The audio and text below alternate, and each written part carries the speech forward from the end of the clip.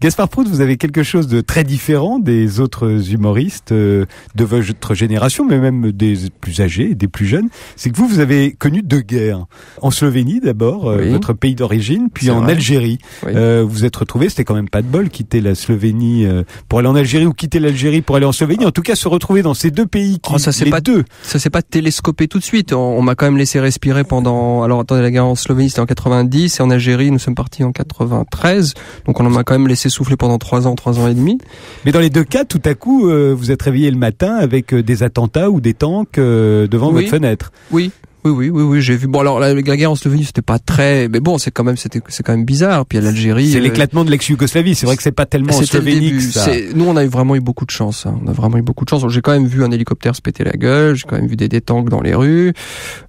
On regarde la télé. C'est vraiment une ambiance très différente. Tout à coup, on commence à faire des provisions. On se dit tiens, est-ce qu'il faut aménager une cave? C'est un truc qu'on pense jamais dans la vie, aménager une cave. Et là, on se dit tiens, est-ce qu'il faut pas commencer à faire ça. En Algérie, c'était un peu différent parce que c'est pas le pays d'origine, donc vous dites il faut s'enfuir ailleurs. Donc le processus est un peu différent, mais c'est votre père travaillait là-bas. Mon père travaillait là-bas comme expatrié pour une société slovène, oui. Et donc à un moment, il a fallu partir.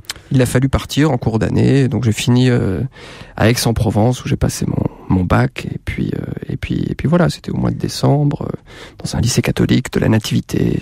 Voilà, c'était très christique tout ça. De ces 2 guerres, quelle morale, ou plutôt quelle absence de morale en avez-vous retiré? Ouh là là. J'imagine que ça va un peu changer. Il faut répondre quelque chose de profond, comme indignez-vous ou quelque chose. Au livre de Stéphane Hessel, oui, qu'on m'a offert à midi aujourd'hui et que on m'a dit fais attention, la postface est aussi longue que le livre en lui-même. Alors, je suis inquiet évidemment. Qu'est-ce que vous voulez retirer d'une guerre? Oui, un sentiment qui s'appelle la peur. On se dit tiens, c'est donc ça vraiment la peur, c'est ça. Et la survie, j'imagine. Mais j'ai la peine à en parler parce que c'est pas vraiment, j'arrive pas à dire que c'était une vraie guerre. Enfin, j'ai connu d'autres gens, qui. Nous sommes partis d'Algérie, mais certains ont subi 10 ans de GIA et de couvre-feu et vous faites contrôler à des barrages, vous savez jamais si c'est vraiment des gendarmes, des terroristes. Enfin, là, vous vivez vraiment dans de la terreur, ce qui pour nous était assez bref finalement. Vous avez, je crois, la double nationalité, suisse et slovène, Gaspard Proust. Alors, je ne sais pas où vous êtes né, d'après Wikipédia vous fait naître à Château-d'Œx, et Le Point dit que vous êtes né en Slovénie, dans une vallée minière. Alors, vous regardez encore Wikipédia, vous savez très bien que Julian Assange n'a rien sorti sur Gaspard Proust. Je suis quand même étonné, vu ma médiatisation actuelle, que lui, il n'ait rien révélé. D'ailleurs, c'est naturellement pour ça qu'il est poursuivi aujourd'hui. Je sais pas. Vous êtes né où, finalement? Alors, dans Zarathustra, mais je sais pas, c'est une question très très bizarre. Trop intime, peut-être. Je suis né dans le ventre de ma mère, alors je ne sais pas précisément où ils ont fait l'amour, parce que ça dépend. Si on se dit que la conception c'est au moment où ils font l'amour, j'ai jamais eu cette impudeur de dire maman, mais où était-ce que vous êtes? Parce que si ça se trouve c'était en Croatie, vous voyez, c'était peut-être à la mer. Je sais pas. Et le moment où vous avez vu la lumière, ça vous paraît pas si important que ça? Non, parce que, alors c'est toujours une question que je pose quand on me demande où je suis né. Quelle est la sous-question en réalité? C'est-à-dire que, est-ce qu'on va refaire les Rougon-Macquart? Est-ce que c'est ça qui a déterminé tout le reste? Mais je suis né dans une vallée, j'ai vécu dans une vallée minière. J'arrive plus à distinguer le mensonge de la réalité, vous voyez. Et alors vous êtes je suis né quel mois? Rappelez-moi d'ailleurs, parce que ça je ne sais pas. Vous savez pas? En juin, je crois. Parce que c'était en juin. Je crois. Voilà. Mais on se rapproche. Faut que Vous êtes le second Slovène que je reçois dans cette émission. Le premier c'était Slavor Zizek. J'étais sûr. Et je lui avais demandé la même chose. Qu'est-ce que ça fait d'être slovène? J'ai envie de vous poser évidemment la même question. C'est à la confluence. C'est vraiment ce mélange le fleuve slave et germanique, je dirais. Donc je crois que les Slovènes prennent le pire des deux cultures, la mélancolie slave et l'ordre germanique. Vous voyez que des gens ordonnés et mélancoliques à la fois, c'est terrible. Alors heureusement, je suis pas très ordonné, je suis plus du côté slave que germain. C'est quoi? C'est habiter un village, c'est un petit pays très. Il vous a répondu quoi, Zizek, tiens? Je me souviens pas. Vous vous souvenez pas? Non.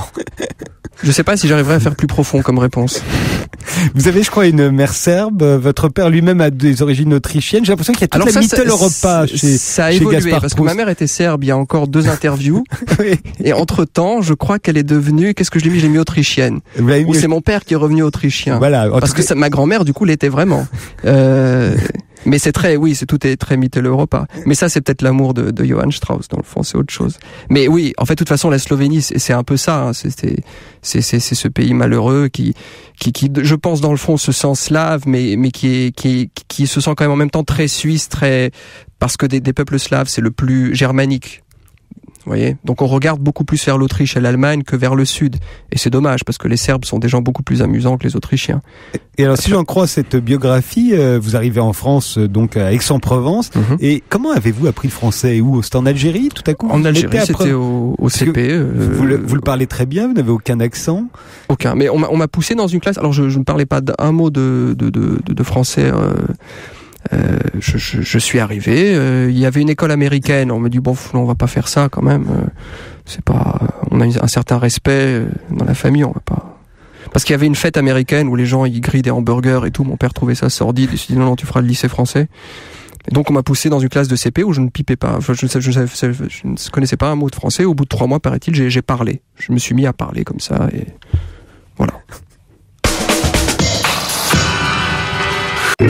Frédéric Tadei sur Europe 1. Regarde les hommes changer. Gaspard Proust, c'est votre vrai nom? Alors, je suis heureux que vous me posiez cette question, parce que c'est la première fois que ça m'arrive. Je dis, mais quel est le journaliste qui va oser? Alors, c'est quelque chose que je dis dans le spectacle. Proust, est-ce que c'est vraiment slovène? Du coup, mais je ne mentirais pas totalement sur mes origines, je dirais, mais non, je suis français, je viens du Mans. Ce serait drôle. Ce serait, voilà. Ce serait très c'est drôle. peut-être ça. Et ce serait peut-être ça, Donc, effectivement. vous avez déjà répondu à une question, finalement. Non, parce que je me suis dit, vous avez fait, je crois, HEC Lausanne, école de commerce, école de marketing, et après Non, j'ai fait spécialisation finance. Je me suis dit, on d'accord. fait quelque chose, des études inintéressantes, autant en faire celles qui permettent de gagner de l'argent. On va pas en plus faire un truc chiant et qui mène à du baratin sans intérêt. Voilà, je pensais que des couches culottes. On avait ces présentations des grands groupes américains qui venaient nous dire, voilà, venez bosser chez nous, on vend des couches culottes, des shampoings, et c'est génial. Ouais, it's just so funky. Et ils mettaient la musique de Queen, We Are the Champions, et tout le monde était en extase. Je dis, mais qu'est-ce est ce cirque? Où commence la vie, où elle finit? Et donc c'était la finance, je trouvais ça plus sérieux. Donc Gaspard Proust, ça n'est pas le résultat d'une réflexion marketing sur comment lancer. Vous avez vu comment je viens d'éluder la première question? Est-ce que Proust c'est votre vrai nom? On est déjà ailleurs, vous voyez. Vous êtes ensuite devenu gestionnaire de fortune. Ça consistait en quoi? Dans une banque suisse en plus? Dans une banque suisse. Alors je vous laisse deviner. Une banque suisse, des clients français. Vous pensez à quoi? L'évasion fiscale. Et vous avez raison. Donc j'étais dans l'illégalité, pas au point de vue suisse, où j'étais quelqu'un de tout à fait honnête et voilà, j'aidais certaines personnes qui avaient des comptes là depuis très longtemps, dont je vais pas citer les noms, ne vous inquiétez pas, les auditeurs qui nous écoutent, qui ont un compte, qui m'ont peut-être rencontré comme gestionnaire, je ne dirai pas qui vous êtes, j'ai quand même une certaine, voilà. Donc on faisait ça, des gens qui avaient des comptes là, qui ont grandi au fil du temps, ou certains, pas tous, hein, mais... Vous parlez des comptes, pas des gens. Des comptes. Les gens, c'est rare, parce que la moyenne d'âge, c'est quand même 65-70, donc on a plutôt tendance à se tasser avec l'âge. Donc je faisais ça, donc il fallait regarder la bourse. C'est pas du blanchiment d'argent sale. C'est très différent. C'est vraiment très différent. Le blanchiment, c'est vraiment de l'argent criminel. Alors évidemment, l'évasion fiscale n'est pas considérée comme un crime en Suisse. Alors je sais pas sur le droit français, ça n'est pas un crime non plus. Pas un crime non ça plus. n'est pas un crime non plus. Non, le blanchiment, c'est vraiment si vous vendez de la drogue, si vous êtes dans la prostitution et puis vous ramenez l'argent, les revenus tirés de cette traite-là. Comment vous les jugiez, vos clients? J'étais jaloux, foncièrement. Je me disais, mais cet homme-là vient, il n'en a plus besoin de travailler, quelle chance. Non, je les jugeais. Pourquoi vous Non, peut-être que vous ne les jugiez pas, justement. Non, c'était amusant, parce qu'en même temps, l'argent, c'est quelque chose de très intime. C'est comme les gens vous parlent de sexe ou d'argent, on parle pas facilement de son salaire. Et là, pour le coup, on a tout l'aperçu. Et très souvent, l'argent déborde sur beaucoup d'autres choses. Et voilà, est-ce que c'est un héritage? J'ai envie de donner à cette fille ou à celle-là, mais elle, je l'aime pas vraiment. Comment je peux faire pour la favoriser plutôt? Donc, vous êtes vraiment face à des vrais trucs. on fait un peu le psy parfois, et on se dit de toute façon c'est pas à moi de décider. Donc aujourd'hui que vous êtes l'humoriste qui monte, vous devez vous-même vous en mettre plein les poches. Est-ce que vous avez retenu les leçons qu'à l'époque vous prodiguiez? Non, j'étais un très très mauvais gestionnaire. Vraiment, j'étais terrible parce que on avait une excuse, vous savez. Alors quand la bourse baissait, ce qui est arrivé, parce que je suis parti en 2003, donc quand le Nasdaq venait de se péter la gueule, donc je disais